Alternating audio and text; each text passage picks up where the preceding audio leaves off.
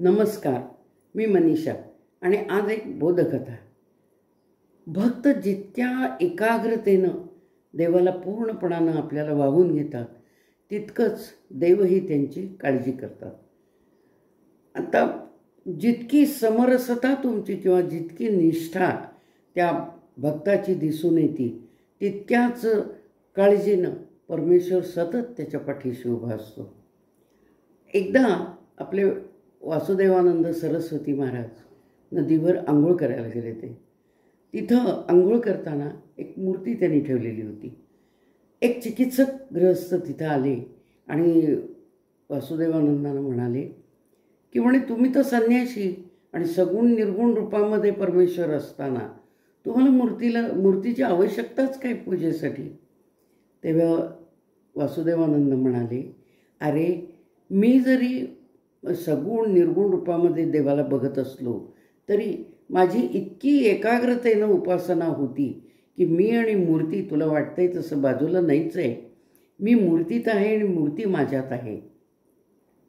तुला पाहायचंय का? म्हणाले, हे बघ, आणि मूर्तीशिवाय मी राहू शकत नाही, माझ्याशिवाय मूर्ती राहू शकत नाही। हे तुला पाहायचंय का? तू ती मूर्ती घे आणि तू पुढं जा आणि मी नंतर येतो।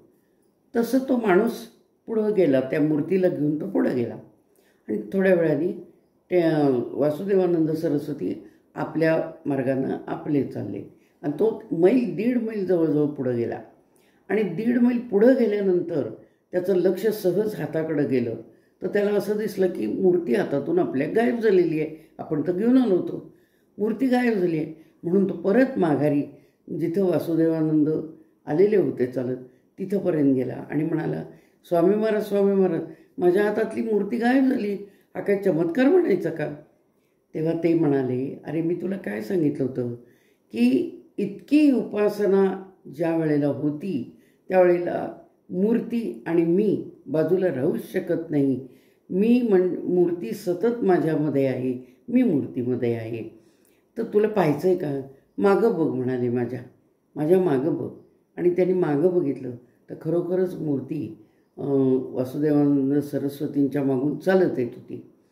तर हे वासुदेवानंद सरस्वती म्हणजेच आपले टेंबे महाराज।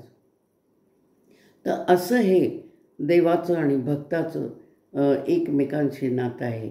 आपण काम करताना सुद्धा आपली उपासना जर सुरू असेल तर आपलं काम केव्हा होतं हे कळतही नाही, पण तितक्या एकाग्रतेनं आपली उपासना सुरू पाहिजे, तेव्हा आपण देहभान हरपून जातो। आपण देवाच्या पूजेला सुद्धा बसतो त्यावेळेला जितक्या एकाग्रतेनं आपण पूजा करू तसे आपल्याला देवाच्या मूर्तीतले सुद्धा भाव पूजेच्या वेळेला बदललेले दिसतात आणि खूप आनंदमय वातावरण निर्माण होतं।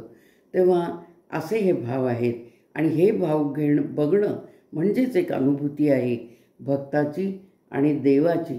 किती म्हणजे साथ कशी आहे हे बघण्याची ही अनुभूती आहे।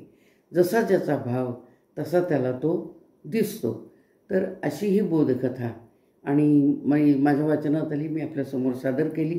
माझ्या चॅनलला सबस्क्राईब करा, कॉमेंट्स द्या, म्हणजे मलाही असं वाचलेलं आपल्यासमोर सादर करायला खूप आनंद वाटतो। धन्यवाद। जय श्रीराम।